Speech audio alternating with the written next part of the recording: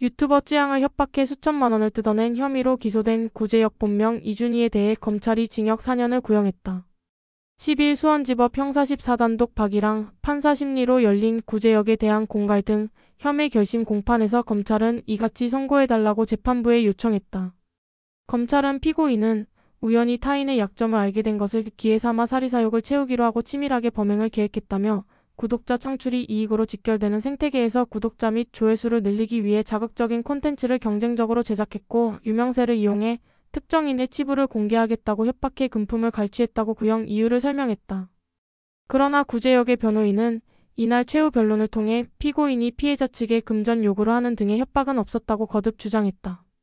변호인은 피해자 측은 피고인이 찌양의 전 남자친구이자 전 소속사 대표인 어씨가 피고인에게 전달한 피해자의 사생활 관련 자료는 모두 허위사실이라고 주장하는데 허위사실이 어떻게 공갈 수단으로 사용되는지 의문이라며 피고인이 피해자 회사로부터 전달받은 돈은 피해자의 사생활을 아는 다른 유튜버를 관리하는 대가라는 합의 결과이고 이 과정에서 협박성 발언은 전혀 없었다고 말했다.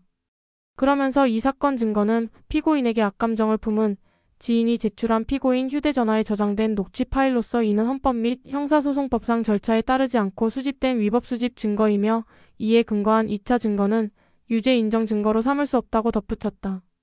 구제역은 최후 진술에서 해당 지인이 본인이 구속될 위기에 있으니 코인을 빌려달라며 제 휴대전화를 빌려갔는데 삭제한 자료를 모두 포렌식하고 이번 사건 관련 녹취 파일을 백업해 검찰 등에 제출했다며 사기꾼에게 제 핸드폰을 탈취당해 지금 상황에 이르렀고 피해자의 사생활이 알려지게 된 것이라고 말했다.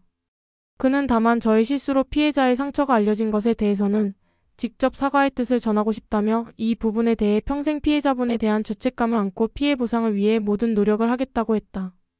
또한 검찰은 구제역과 함께 재판에 넘겨진 유튜버 주작감별사 본명 정국진에게는 징역 3년을 구형했으며 공갈 방조 등 혐의를 받는 카라큘라 본명 이세호가 크로커다일 본명 최일환에 대해서는 각 징역 2년과 징역 1년을 구형했다.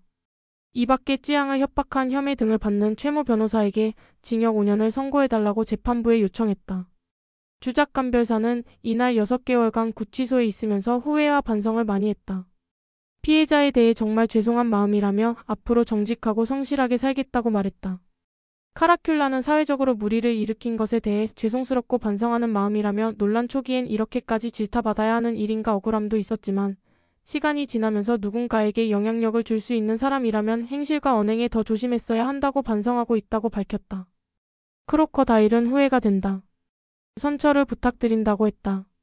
최 변호사는 이 사건 자료를 구제역에게 직접 전달한 사람으로서 어깨가 무겁고 도의적으로 대단히 미안하게 생각한다며 다만 검찰의 일방적인 기소 행태로 실체적 진실에 다가가기보다 무작정 나쁜 사람으로 만들고 매도한 것에 대해 과연 맞는 행위인가 생각이 든다고 최후 진술했다.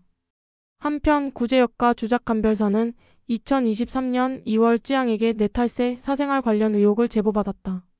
돈을 주면 이를 공론화하지 않겠다는 취지로 겁을 주고 5,500만 원을 갈취한 혐의로 지난해 8월 14일 구속 기소됐다.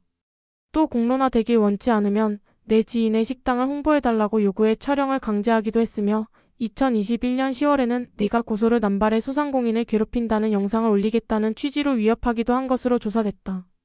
카라큘라와 크로커다일은 구제역에게 찌양에 관한 폭로 영상을 올리기보다 직접 돈을 뜯어내는 것이 이익이라는 취지로 공갈을 권유한 혐의다.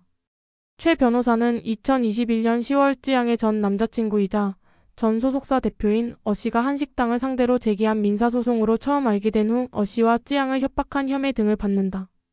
그는 식당 피고 측 법률 대리인이었는데 소송 과정에서 알게 된 찌양과 어씨의 혼전 동거와 관련된 개인정보를 구제역에게 제공한 것으로 조사됐다. 이날 오전 10시에 시작한 재판은 피고인들이 여러 명이고 일부 피고인 측 증인 신문과 피고인 신문이 이뤄진 데 이어 변호인 등의 의견 진술이 길어지면서 오후 11시 15분께 마무리됐다. 1심 선고일은 이달 20일이다.